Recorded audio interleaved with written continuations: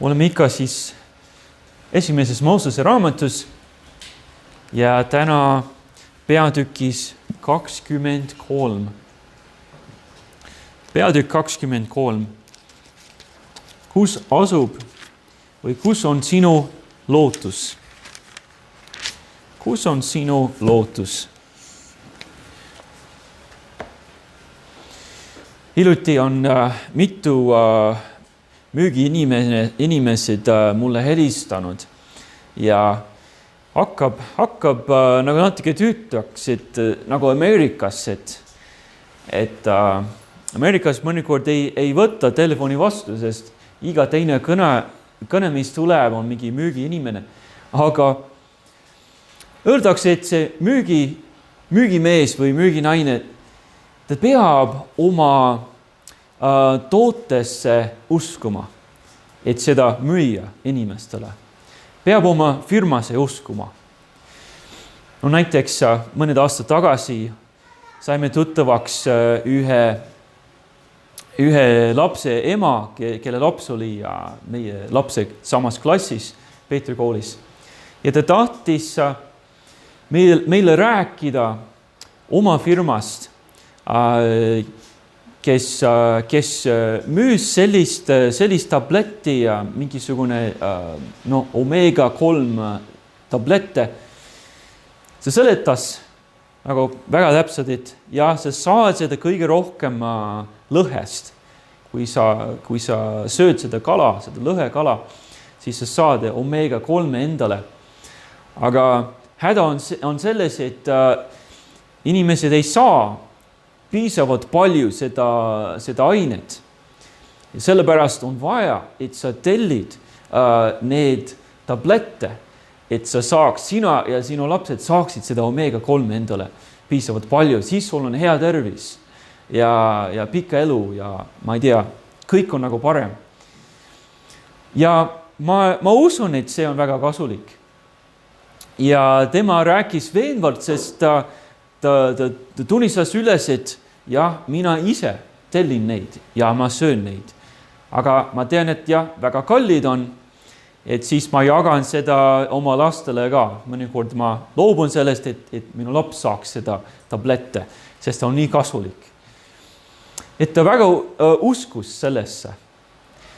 Ja Zig Ziglar on ilmselt maailma nagu kuulsam ja edukam müügimees üldse üle maailma. Ja on treeninud palju müügimehi. Ja tema on öelnud, inglise keeles, if you believe your product or service can fulfill a true need, it's your moral obligation to sell it. Ütles ühe sõnaga, et kui sa usud, et sinu toote või sinu teenus kui sa usud sellesse, et see aitab inimesi, siis sul on kohustus, moraalset kohustus seda rääkida ja jagada nii teistele, et nemad saaksid ka kasu sellest. Aga täna on selline küsimus, mitte ainult seda, et millesse sa usud, vaid kus asub sinu lootus? Kus asub sinu lootus? Ja sinu usk näitab, kus sinu lootus asub. Kuidas sa saad siis näidata, kus sinu lootus tegelikult on? Kõigepealt sa saad näidata, kui sa paned kogu oma lootus ühte paika. Tavaliselt inglise keeles vähemalt on selline väljend, et don't put all your eggs in one basket. Ära pane kõik nagu munad ühte korvisse. Mis juhtub, kui see korv kukub maha, siis kõik on katki. Et vähemalt 2 korvi. Aga lootusega on teistmoodi, et sa pead näitama, kus su lootus on. Sa paned kogu oma lootus ühte paika. Seda näitab meile Abraham. Et loeme siis salmid 1-6. oleme siis esimeses Moosese raamatus peatükis 23. Ma loen siis esimest salmist. Ja Saara elas 127 aastat. Nii palju oli Saaral eluaastaid. Saara suri Kirjat Arbas, see on Hebronis, Kaanani maal. Ja Abraham tuli Saarat leinama ja taga nutma. Siis Abraham tõusis üles oma surnu juurest ja rääkis hettidega öeldes: mina olen teie juures võõras ja majaline. Andke mulle eneste juurde pärushaud, et saaksin matta surnu oma silma eest. Ja hetid vastasid Abrahamile, öeldes temale: kuule meid, isand, sina oled Jumala vürst meie keskel. Matta oma surnu meie kõige paremasse hauda. Ükski meist ei keela sulle oma hauda su surnu matmiseks. Abraham sellega ta näitas, et tagasiteed enam ei olnud. No tuletame meelde, kes Abraham on, kust ta pärit on. Tegelikult kaugelt maalt ta on pärit. Ta elas seal Uurist. Ja siis ta läks edasi oma perega Aramisse. Ja siis sealt Isand kutsus teda Kaanani maale. Aga nüüd Saara on surnud ja ta tahab teda matta sinna tõotatud maale. Ta ei hakka tagasi minema oma surnuga. Ta tahab teda matta just sinna. Näitab, et tagasiteed Süüriasse enam ei ole. Ma jään siia. Ja kui me loeme edasi esimeses Moosese raamatus, siis me näeme, et mitte ainult Saara maati maha sinna, vaid ka Abraham ja siis Iisak ja Rebekka ja siis Jaakob ja Lea, tema naine.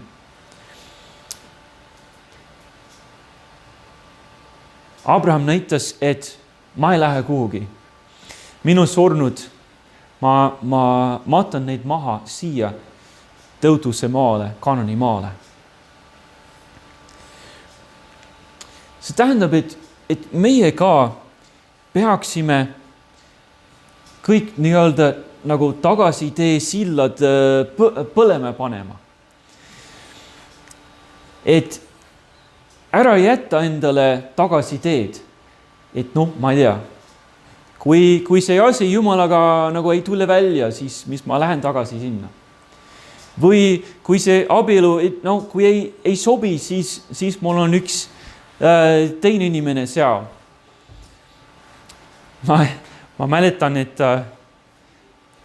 kui ma rääkisin ühe mehega täpselt sellest teemast, tema oli just nagu Jumala juurde tulnud, nagu hästi noor kristlane. Aga ta oli oma elus mõned patud ja mõned tagasiteed veel olemas. Ta vist mõtles, et ma ei tea, kas 100% ja elu lõpuni ma teen seda. Aga samas ta nagu tunnistas üles mulle, et need tagasiteed, mis tal oli. Ma arvan, et ma olen päris kindel, et Jumala püha vaim nagu tegeles temaga. Ta teadis, et see ei ole õige. Siis ta rääkis mulle, et jah, ma olen abielus, mul on lapsed oma naisega, aga mul on üks teine nagu armuke teises linnas ka. Ta tunnistas seda üles mulle, teades, et ma olen pastor ja Jumala mees, mida ma peaksin siis ütlema. Muidugi ütlesin, et sa pead selle ära lõpetama.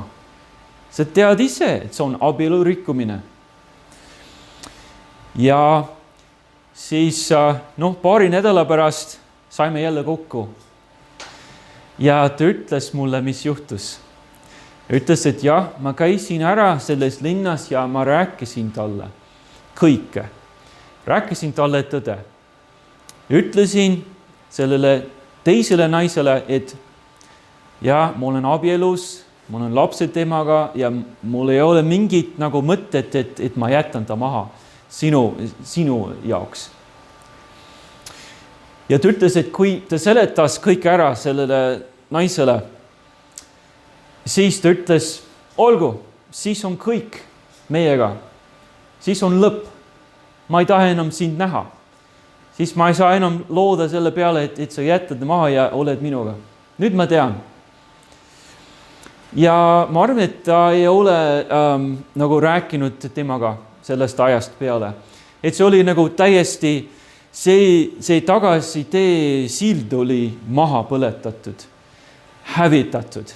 Ei olnud enam tagasiteed.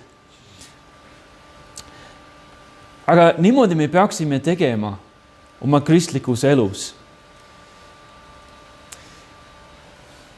Kui rääkisime, et Abraham mattis Saara maha sinna Kanani maale. Mäletate, et natuke hiljem, kui Joosep oli Egiptuses, mida tema ütles oma surnu kehakondide kohta? Ütles, et ja, ma tean, et ma suren siin Egiptuse maal, aga kui te lähete sinna tagasi, siis võtte kaasa minu kondid ja matta mind maha sinna Kanani maale. See on see tõotuse maa.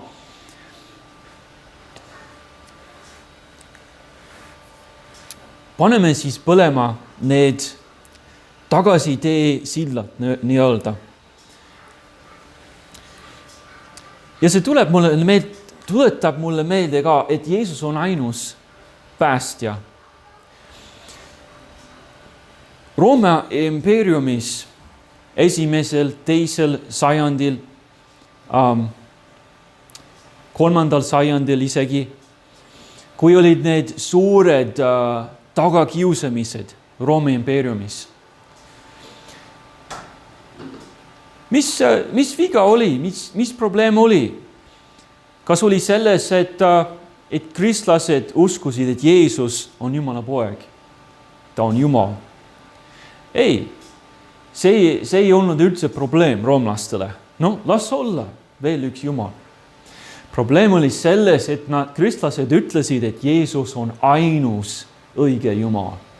Ja et kõik teised Jumalad on valed Jumalad, ebajumalad. No selles oli probleem. Sest Rooma impeeriumis nemad olid nagu palju rahvad endale võtnud ja muidugi igal rahval olid oma jumalad, kes olid tavaliselt hästi sarnased Rooma ja Kreeka jumalatega. No las olla veel üks Jumal, veel üks Baal, veel üks Zeus. Pole mingit probleemi. Aga kui sa ütled, et sinu Jumal on see ainuke ja kõik teised on valed, no siis on meil probleem. Siis tuleb näidata, et niimoodi ei tohi käituda. Ja mõned surid, mõned kaotasid oma tööd, kaotasid võimalusi, jäid vaeseks kõik Jeesuse nimel. Sest kristlased teadsid, et kui sa tuled Jeesuse juurde, mingit tagasiteed ei ole. Seda Zeus, seda Afrodite või keda iganes, sa jätad neid kõik maha ja sa jääd truuks ainult Jeesusele, Kristusele, kes on Jumala poeg. Sa paned kogu oma lootus ühte paika. Tavaliselt on see halb mõte selles maailmas, et sa paned nagu nii-öelda kõik oma munad ühte korvi. See on halb mõte. Aga kui see on igaveselt nagu kindel koht, siis on tark kõike sinna panna, kogu oma lootusse. Et siis näita, kus sinu lootus on. Pane kogu lootus ühte paika. Ja teiseks, sa võid seda näidata isegi oma rahaga. Ja seda tegi ka Abraham. Ta pani oma raha sinna, kus oli tema lootus. Loeme siis ülejäänud salmid 7-20. Natuke pikk tekst, aga vaatame, kuidas Abraham näitas oma lootust. Salm 7. Aga Abraham tõusis ning kumardas maarahva hettide ees ja rääkis nendega öeldes, kui see on teile meelt mööda, et ma oma surnu oma silma eest ära matan, siis kuulge mind ja mõjustage minu kasuks Efronit, Sohari poega, et ta mulle annaks temale kuuluva Makpela koopa, mis on ta välja servas. Ta andku see mulle teie hinna eest päris hauaks teie keskel. Aga Efron istus hettide hulgas ja Efron vastas Abrahamile hettide kuuldes kõigi juures olekul, kes ta linna väravast läbi käisid ja ütles, ei, mu issand, kuule mind, ma annan sulle välja, samuti ma annan sulle koopa, mis sellel asub. Ma annan selle sulle oma rahvuskaaslaste silma all, matta oma surnu. Nüüd, nii kaua me näeme, et Abraham tahtis seda ametlikult teha, kus nad on? Linna värava juures. Seal, kus kõik nagu äri ja tehingud ja kokkulepped olid, tehti seal värava juures. Elas hettide hulgas. Need hetlased ei ole see sama kui see nagu hettide impeerium, mis oli Türgis kunagi. Aga need on kananlased. Hettide nagu heti jedlased. Abraham ütles, et ma tahaks endale Efroni maa koht, et ma saaksin matta oma surnu. Efron ütleb, tema on seal nende hulgas.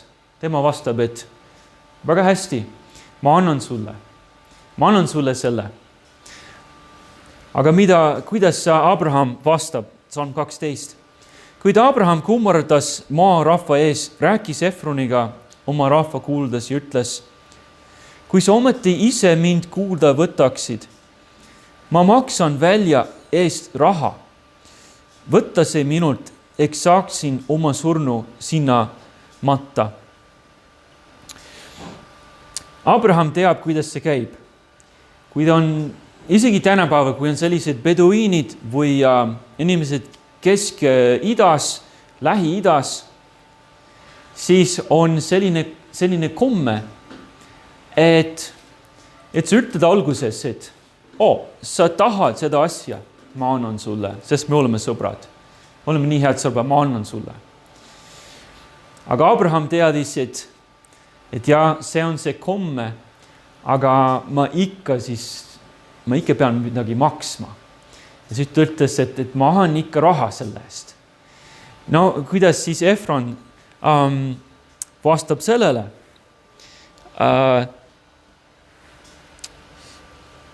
Nüüd 14, siis Efron vastas Abrahamile öeldes temale, mu issand, kuule mind, maa väärtus on 400 hõbeseeklit. Mis tähtsus sellel ongi minu ja sinu vahekorra juures? Matta aga oma surnu.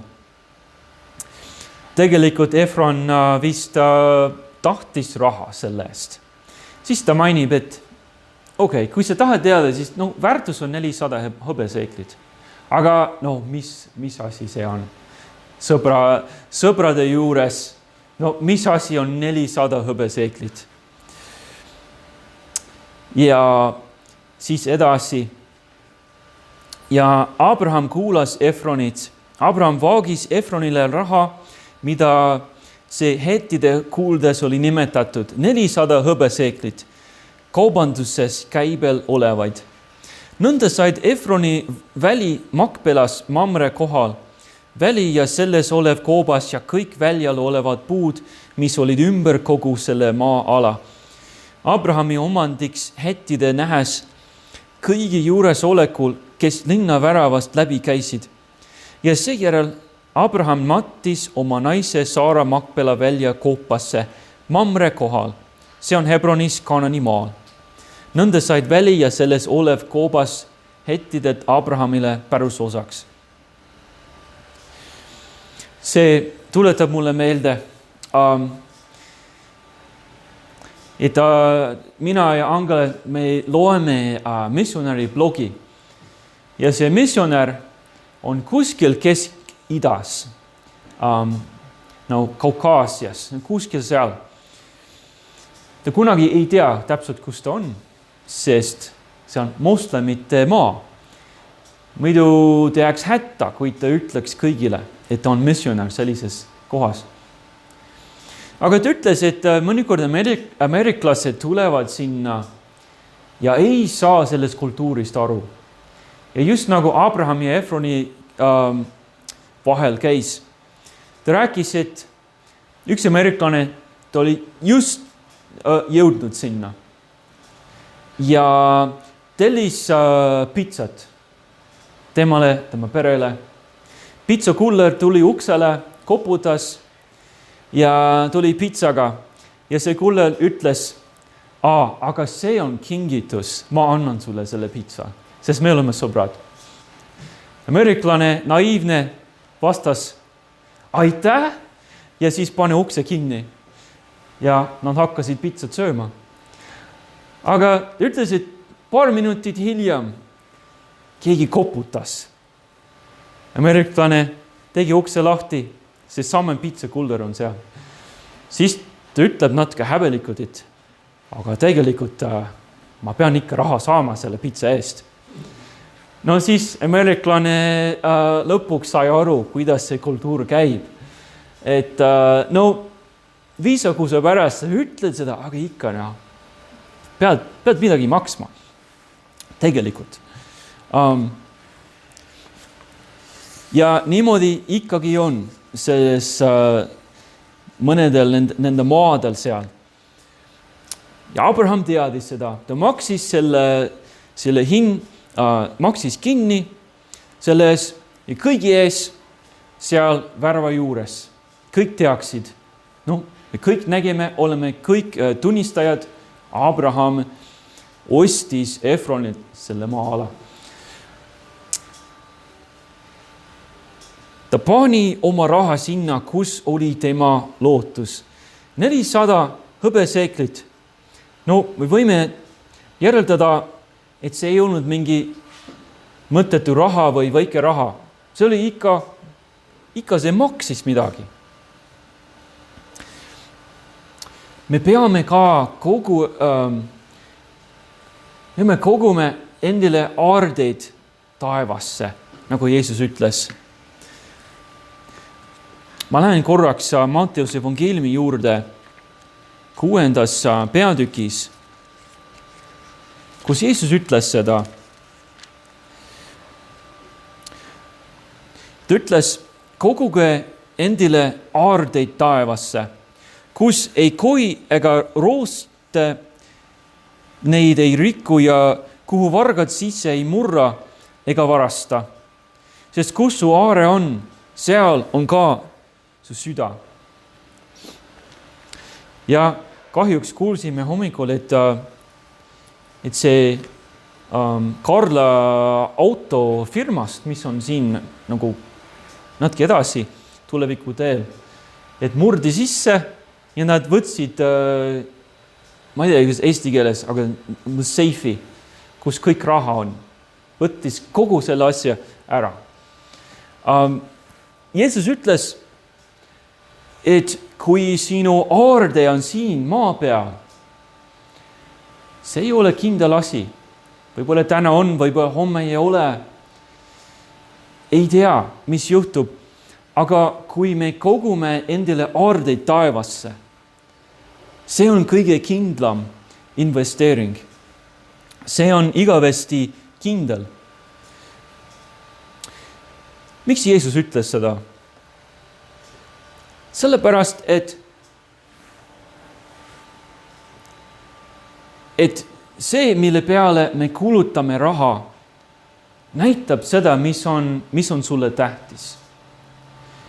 Kui sa näitaksid mulle näiteks oma panga väljavõtet ja ma võin seda lugeda, et kuu aega või aasta aega, mida sa oled ostnud endale, siis ma võin päris kindlalt teada saada, et mis on sulle tähtis. Kus raha läheb? Mõnele see läheb nagu spordi peale, mõnele siis lihtsalt laste peale või mingi hobi peale või ma ei tea, kogu aeg nagu auto peale, see on väga tähtis. Aga see näitab kohe. Võib-olla mõni meest on armunud naisele ja sa näed, et kogu aeg nagu restoranis ja lilled ja sellised asjad, šokolaad, ma ei tea. See näitab, mis on talle väga tähtis. Ja Jeesus ütles, näita, mis on sulle kõige tähtsam ja pane kogu aardeid taevasse.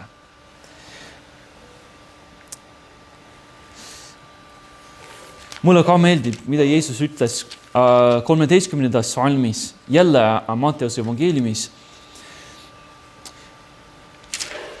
Ta rääkis väikest lugu, ütles, et taevariik on põlluse peidetud aarde sarnane, mille inimene leidis ja peitis jälle.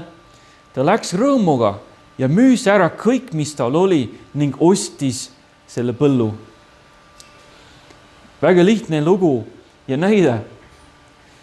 Mees leiab põllult mingi aarde. Ma ei tea. Ta näeb, et seal on mingi maa sees on kuld. Maa sees on teemandid, ma ei tea. Aga keegi ei tea seda. Siis olgu see maa hind maksab kõike, mis tal endal on. See on iga hinna väärt. Siis ta müüb maha kõike, mis tal on, kogub raha endale ja ostab selle maatüki endale, sest ta teab, et ta saab palju rohkem sellest kullast või teemanditest.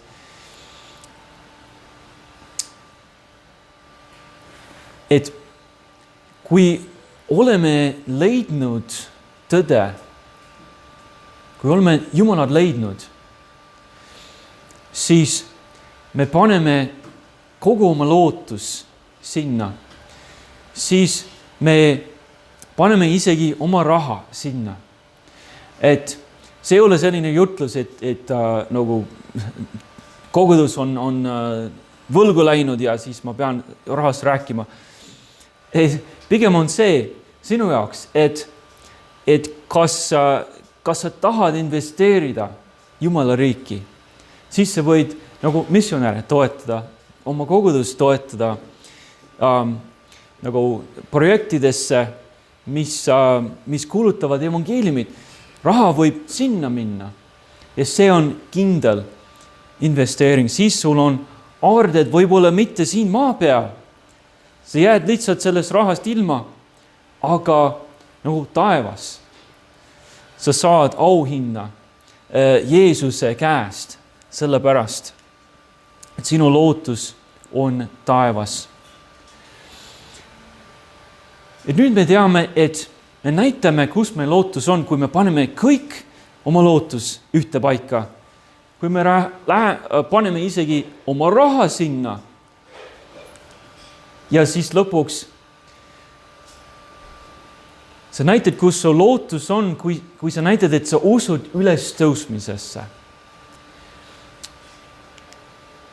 Abraham uskus, et ta saab kõik tõotused kätte ülestõusmisel.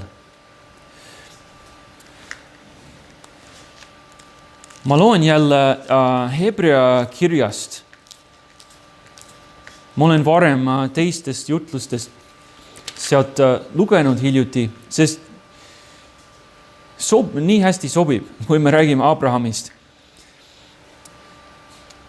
Kirjas hebrealastele 11 ja salm 8. Usus oli Abraham kuulekas, kui teda kutsuti minema paika, mille ta pidi saama pärandiks. Ja ta läks välja teadmata, kuhu ta läheb. Usus ta asus elama tõotatud maale otse kui võrsile, elades telkides koos Iisaki ja Jaakobiga, kes olid selle sama tõotuse kaaspärijad. Sest ta ootas kindlale alusele rajatud linna, mille meister ja ehitaja on Jumal. Abraham läks võõrale maale ja ta otsis midagi, mis oli nagu nähtamatu. Ta otsis Jumala riiki. Küll oli see oli see muld ja need kivid sellise tõotatud maa. Aga rohkem kui see, siin Uues Testamendis ütleb, et Abraham tegelikult otsis Jumalat ise, Jumala riiki. Ma loen natuke edasi. Need kõik surid uskudes saamata kätte tõotusi, vaid nähes ja tervitades neid kaugelt. Ja nad tunnistasid end olevad võõrad ja majalised maa peal. Kuid kes selliselt kõnelevad, annavad mõista, et nad otsivad kodumaad. Kui nende meeles oleks olnud maa, kust nad olid välja läinud, küllap neil oleks olnud aega pöörduda tagasi. Ent kui nad ihkavad paremat, see tähendab taevast kodumaad. Seetõttu ei ole Jumalal nende pärast häbi lasta ennast hüüda nende Jumalaks, kuna ta on valmistanud neile linna. Nii sobib see Salm 13, nad kõik surid uskudes saamata kätte tõotusi. Nad usus, nad nägid neid nagu kaugelt ära. Et kui ma jään Issandale truuks, siis ma tean, et mul on aarded taevas. Siis ma tean, mul on lootus, mul on koht taevas. Ja nemad surid, enne kui nad said kõik need tõotused kätte siin maa peal. Abraham maeti maha sinna samase koopasse, kuhu Saara. Aga kui ta suri, see maatükk, mida ta ostis Efronit, see oli ainus maatükk kogu selle tõotuse maal, mis kuulus temale ja tema järglastele. Muidu nagu siin on kirjas, ta elas telkides, alati hettide juures või vilistite juures, võõral maal kogu aeg. Aga miks ta ikkagi seda tegi? Isegi kui tema suri, saamata kätte neid tõotusi. Iisak suri saamata kätte ja Jaakob ka. Ilmselt nemad uskusid üles tõusmisesse. Nad teadsid, et ma ei pea ka saama praegu, sest ma tean, et on rohkem kui see lühike elu siin maa peal. Mõned aastakümned ja siis on läbi, aga see ei ole kõik. Sest on üles tõusmine. Ja see on palju tähtsam. Siis ela nii, nagu see elu ei ole kõik, kui sa usud üles tõusmisesse. Ma tean, et ei ole veel üles tõusmispüha, aga alati sobib see teema. No tihtipeale Ameerikas ma olen külas käinud inimeste juures ja me istume seal elamistoal ja elamistoa nagu laua peal. Mõnikord on selline raamat, millel on võib-olla selline pealkiri, et 50 kohta, mida sa pead külestama enne, kui sa sured. Kas olete näinud sellist raamatut? Ja siis sa sirvid seda, siis on nagu ilusaid kohti, Grand Canyon ja Machu Picchu seal Lõuna-Ameerikas ja Niagara Falls, igasugused kohad, mis on ilusad ja oleks nagu nii äge, et Hiina müüri näha näiteks. Aga mis siis, kui sa ei jõua nendele? Mis siis, kui sa ei näe kunagi Hiina müüri näiteks? Kas oled siis läbi kukkunud oma eluga? No, kui see elu ei ole kõik, siis pole mingit tähtsust. Natuke varem me lausime ühte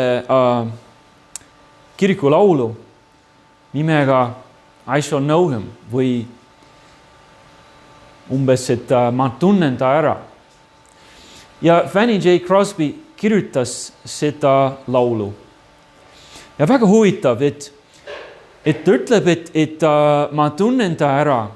Kui ma jõuan sinna taevasse, mis on ilus koht, siis ma näen seda taevast, ma näen seda Jeesust, siis ma tean, kes ta on ja ma näen tema naeratust. Ja ma tunnen ta ära kohe. isegi siis, kui ma pole teda varem näinud. Ma tunnen ta ära, ta ütleb, kirjutab edasi, sest tal on need jäljed oma kätel, sest teda löödi risti minu eest. Ja nii palju kordi sellest laulust ta ütleb, et ma näen teda ja ma tunnen ta ära.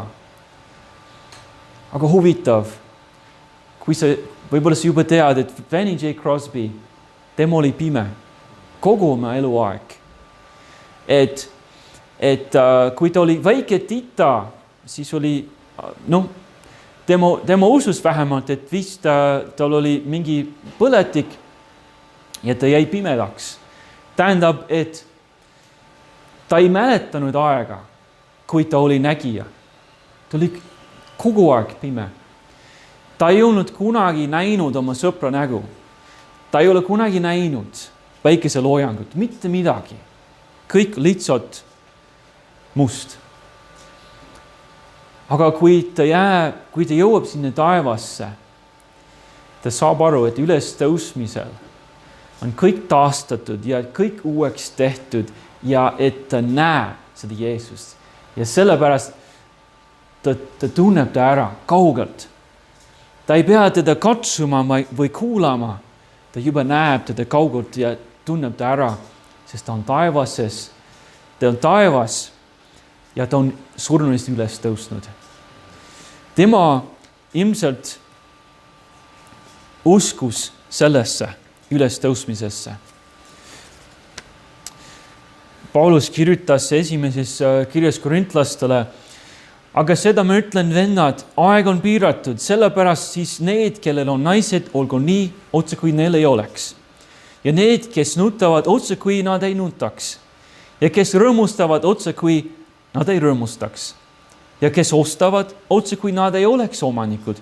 Ja kes seda maailma kasutavad, otse kui nad ei kasutaks seda, sest praegu see maailma pale on möödumas. Kas oled abielus? Kas ei ole abielus? Paulus ütleb, et see pole mingit tähtsust. See elu on nii lühike, et kui ükskord oleme kõik taevas ja see pole üldse oluline, et ma olin abielus siin maa peal või mina ei olnud. Enam ei ole mingit tähtsust. Oleme taevas ja need asjad on möödunud. Ja mina olin rikas mees seal maa peal. Mina olin vaene.